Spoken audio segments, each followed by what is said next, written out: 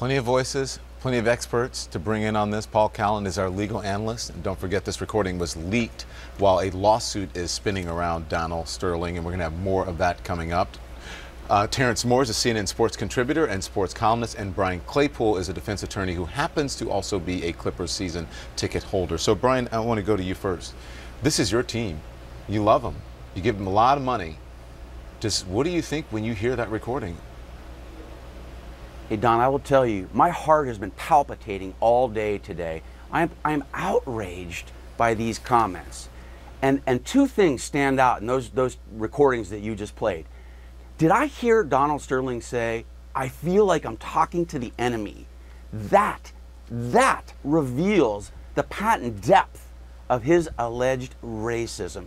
You tell me what he's talking about. He is living in a world over here where he's embarrassed if he's associated with black people. He doesn't want his mistress to show a picture of a black person, yet he wants to live in this hypocrisy and make a ton of money and become a billionaire by hiring a black coach, hiring Chris Paul. Let me tell you real quick, Don, about Chris Paul, for example, so your viewers can appreciate what these players are going through. I have the privilege of sitting in the same row as Chris Paul's family. 2 seats to the left of me are his parents, and his wife sits on the end.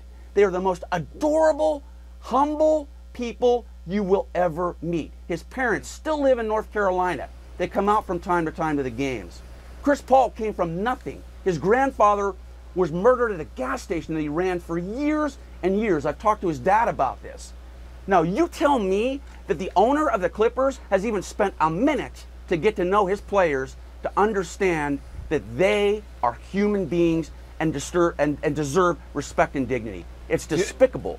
In one part of the conversation, which we will play later, he says, you know, I give them money, I give them cars, I give them houses, almost as if he owns them, Brian. And so what you're saying is that maybe he should get to know them personally. I don't know if he is, but you don't feel that he has, especially talking about Chris Paul and the kind of person that he is.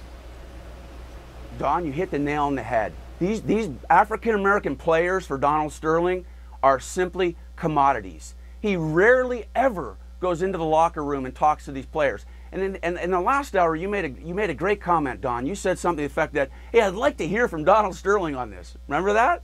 Yeah. I will tell you that you're never going to hear from Donald Sterling because he lives in an insulated world. He will have his posse come out and make the comments for him. He will not man up and come on your show and tell you what he meant. You tell me if he meant anything other than what was said in those tapes. I don't see what anything he can try to explain can contradict what his intentions were in those tapes. Well, I want to tell you that we are inviting Donald Sterling to come on. So far, no response from Donald Sterling. We also invited the NBA commissioner to come on CNN today. He was not available. So, Donald Sterling, you want to say your piece? Come on. You can say it here. Stay with me, panel. Up next, more of the audio recording. Don't go away. I want to bring in now my panel. Brian, you hear the voice, supposedly Donald Sterling, talking about living within a culture. What do you think he means by that? American society, the NBA, Los Angeles culture? What is he talking about?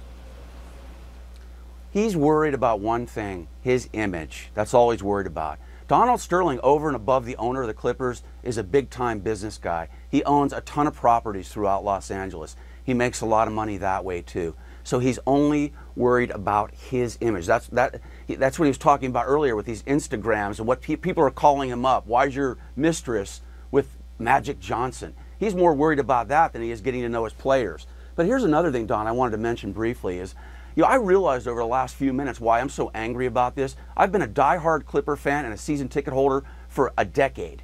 And I've been conflicted for years because I've known in the background, Don, that this has happened. That some of this has been going on through the lawsuits that he's fought, even the lawsuit with Elgin Baylor.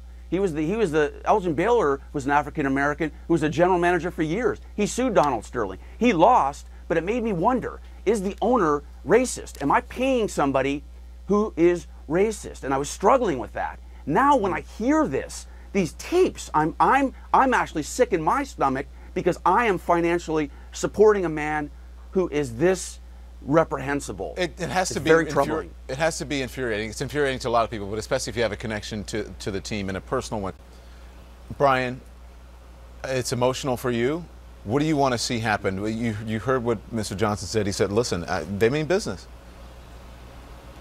Well, taking Paul's comment one step further, he's right. This has been reported to the HR of the Clippers. Under California law, what HR has to do for the Clippers now is fire Donald Sterling. Because if they don't fire Donald Sterling, then all of these players are living in a hostile work environment within the LA Clippers organization. So you've got two options to sum it up, Don. Number one, the NBA needs to kick Donald Sterling out of the league. Or number two, follow employment law in California. It's reported to HR at the Clippers, and they now have a legal obligation to remove him as the owner of the Clippers. And let's keep Doc Rivers in town, keep Chris Paul in town, and let's not lose the Clippers, please.